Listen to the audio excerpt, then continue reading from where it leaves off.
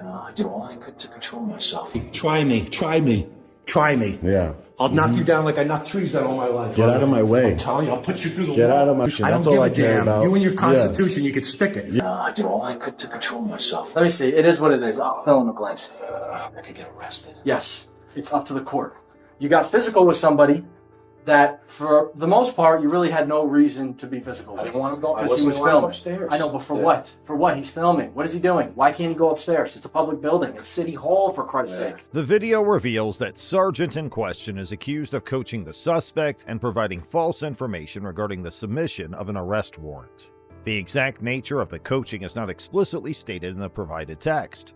However, it suggests that the sergeant may have been guiding or instructing the suspect on how to handle the situation or interact with law enforcement. Furthermore, the video implies that the sergeant may have lied about submitting an arrest warrant. The context surrounding this claim is unclear, as the specific details or reasons for the alleged arrest warrant are not provided. It remains uncertain whether the arrest warrant was necessary or if the sergeant's statement regarding its submission was accurate. So why did you touch him? He got right in my face. I didn't shut. I was, like one of these things. I mean, he's letting you think I formed him or something. But he Well, no, kept I saw the video. Yeah. You pushed him a couple times. So I just, kind of, but he wanted to go upstairs, and I wasn't going to let him. We're supposed to, I was telling your sergeant, I said, that Les and Dean, they were supposed to give me forms. They want a form.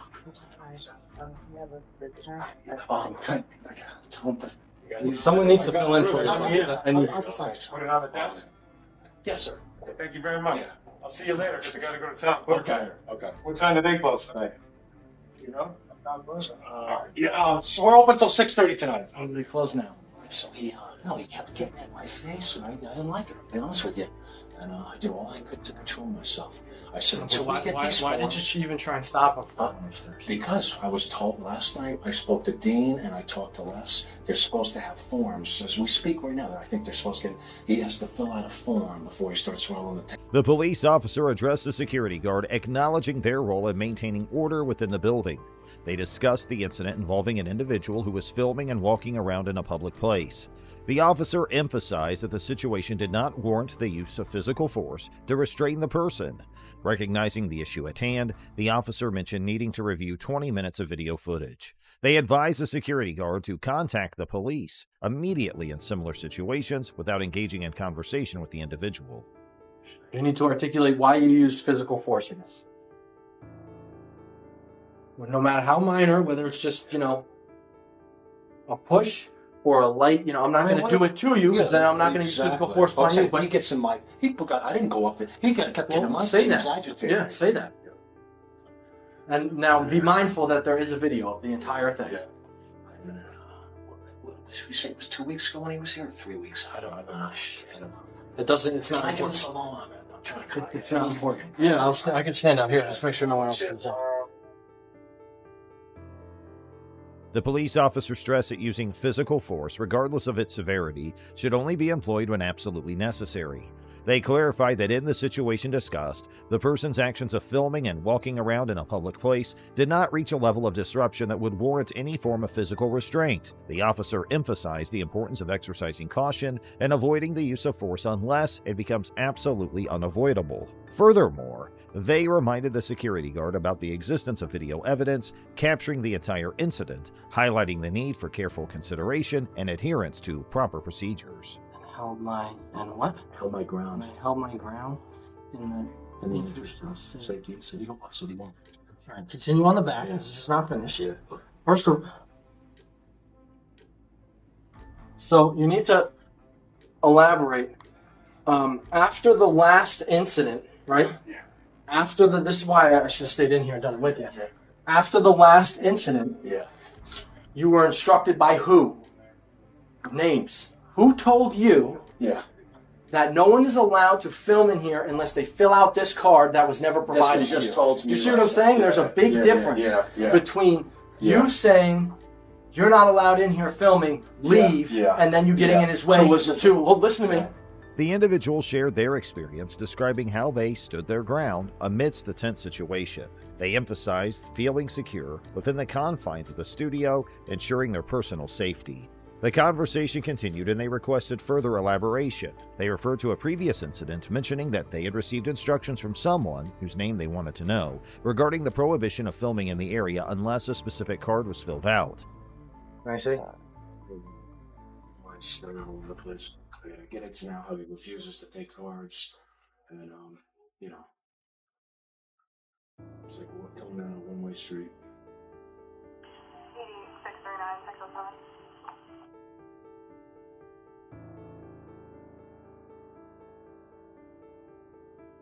Also, Mr.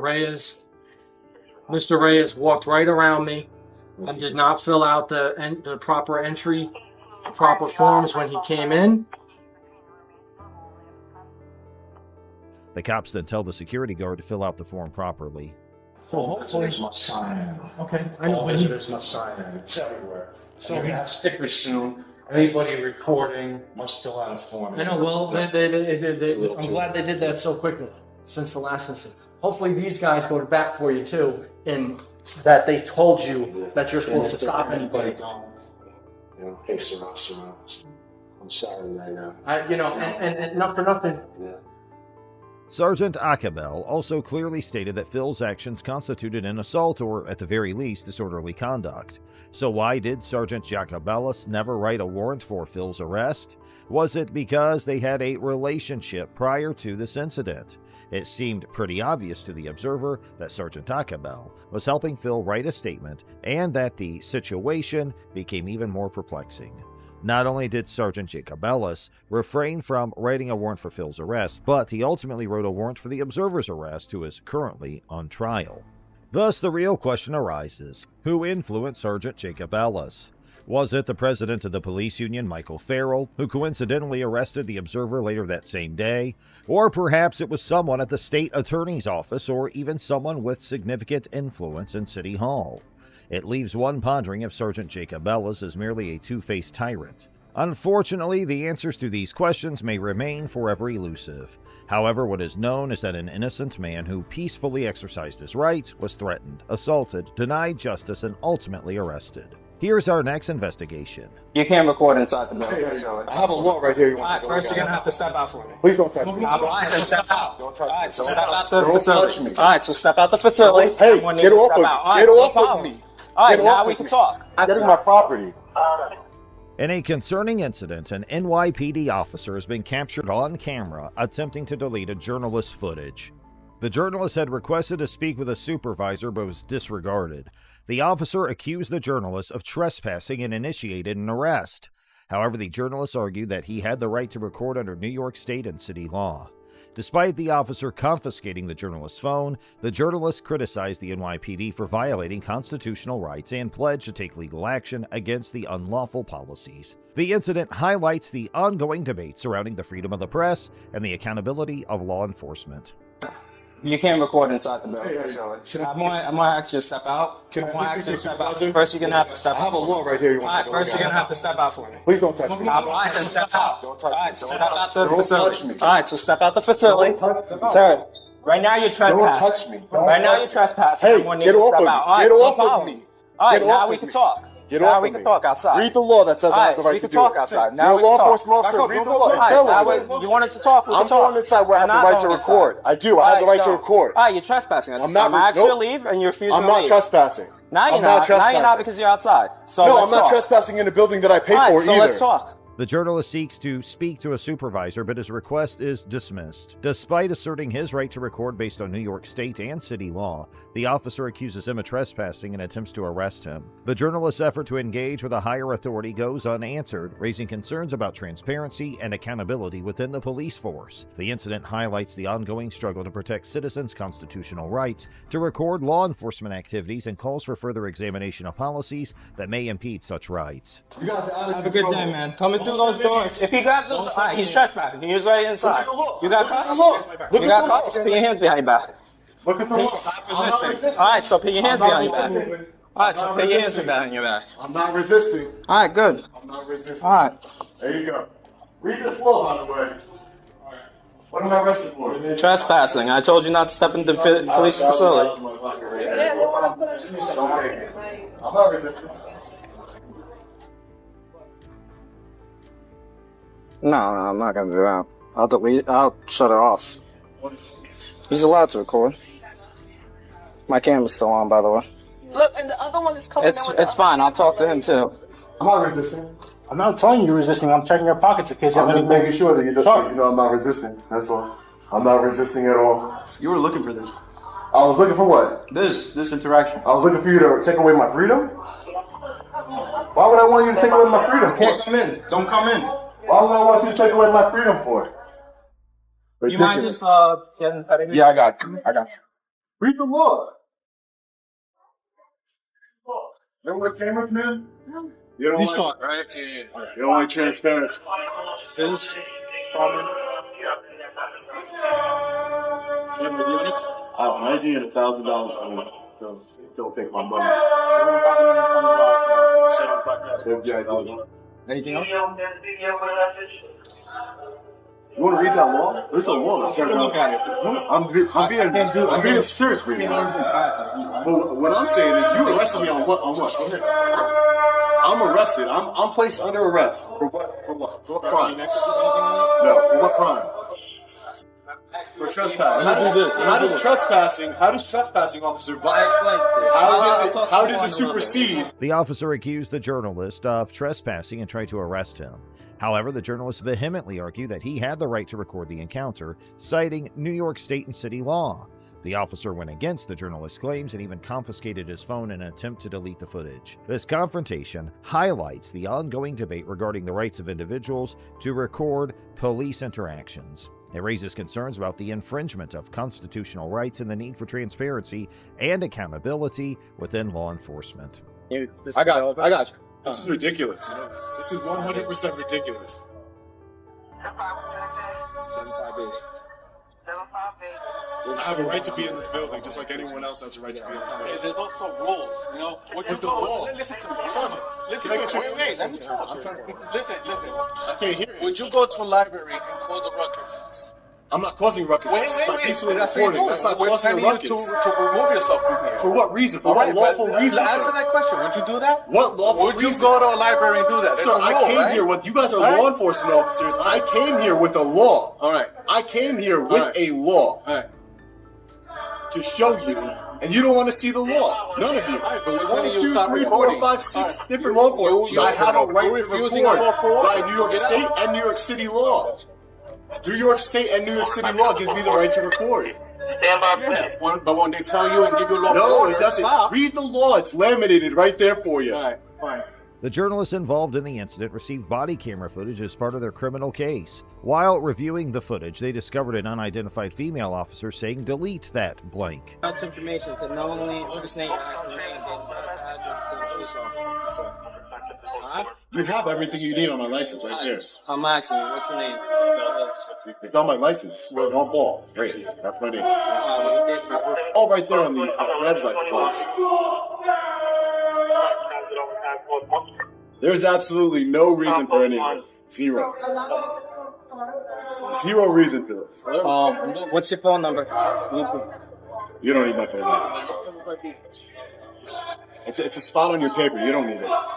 You need my name, date of birth, address. Alright, so you're refusing to give a phone number. You have my. I don't have your phone number. That's what I'm asking. Are you refusing? You don't need it.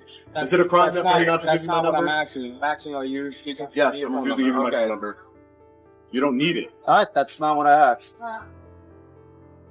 The journalist expresses that this statement doesn't come as a shock, as it reflects the mentality of some officers who oppose public recording in police precincts. They assert that the NYPD has been violating constitutional rights and state and city laws for years. Read New York City law. You know that, right? You know how much you have? It's $1,000 in cash. Can count in front of you again, all right? 1, 2, 3, 4, 5, 6, 7, 8, 9, 1,000. $1,000 in cash. Correct. All right, but So look at the law, Sergeant. Sergeant, look at the law. Sir, are you hurt or injured? How are you? Look at your law, sir. I don't know. I don't know if I'm injured. Do you need medical attention? No, I don't need. He said no already. Sergeant, look at the law. I'm trying to tell you that there is a law. Right, I don't need a what am I being? Wait, I'm arrested for. Being arrested for trespassing. 1120. I want you to look at the law because it's very important. You are a law enforcement officer, Sergeant. You should really look at the law. Determined to bring about change, the journalist pledges to use their power to abolish the unconstitutional and unlawful policy. They express gratitude for the support received and anticipate forthcoming federal and state lawsuits.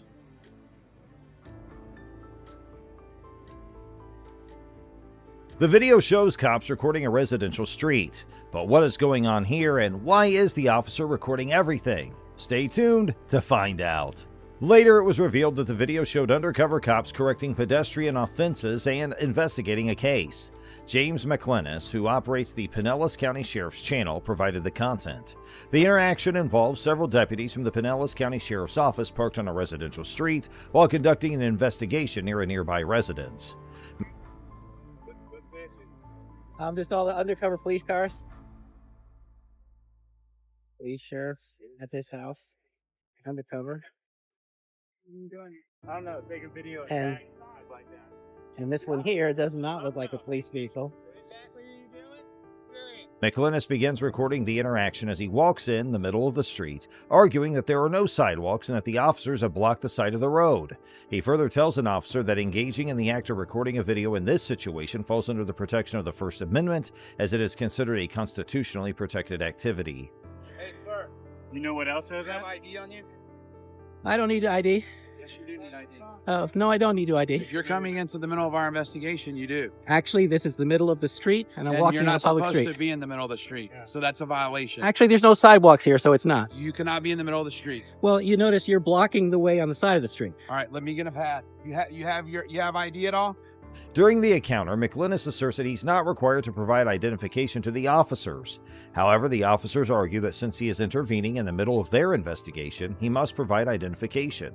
McLennis counters their claim by stating he's simply walking along a public street, which lacks sidewalks. He points out that he's not obstructing traffic since there is ample space on the side of the street.